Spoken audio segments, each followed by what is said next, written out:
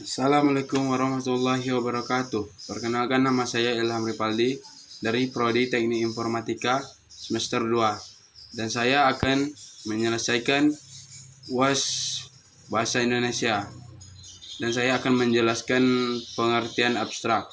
Pengertian abstrak merupakan ringkasan dari keseluruhan isi dokumen yang disajikan secara singkat dan akurat. Dalam abstrak biasanya sudah terkandung inti murni dari pembahasan yang ada dalam dokumen.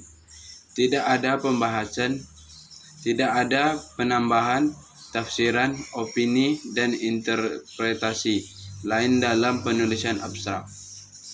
Abstrak biasanya ditemukan pada karya ilmiah.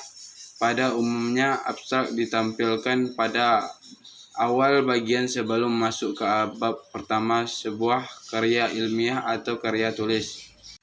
Tujuan penulisan abstrak adalah untuk menggambarkan keseluruhan isi konsep dari sebuah gagasan yang ada dalam tulisan. Laporan keuangan suatu perusahaan pada umumnya juga memiliki abstrak pada bagian awal dokumen.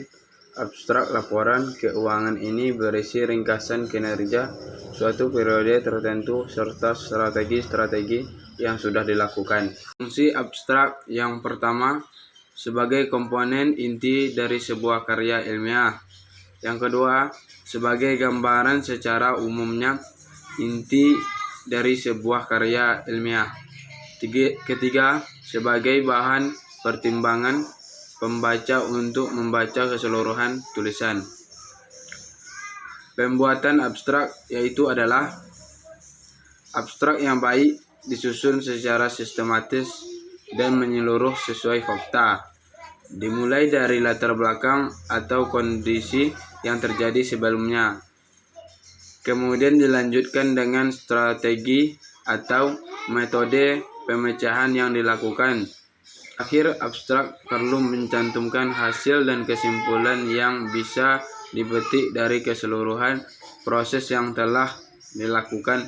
Masing-masing bagian tersebut cukup dijabarkan dalam satu paragraf saja, agar tidak hanya dapat dimengerti dan digunakan dari orang dari negara sendiri. Abstrak biasanya ditulis dalam dua bahasa, yaitu dengan menggunakan bahasa asal dan bahasa Inggris. Jumlah kata abstrak sendiri berkisaran antara 150 sampai 250 kata. Sekian dari saya. Wassalamualaikum warahmatullahi wabarakatuh.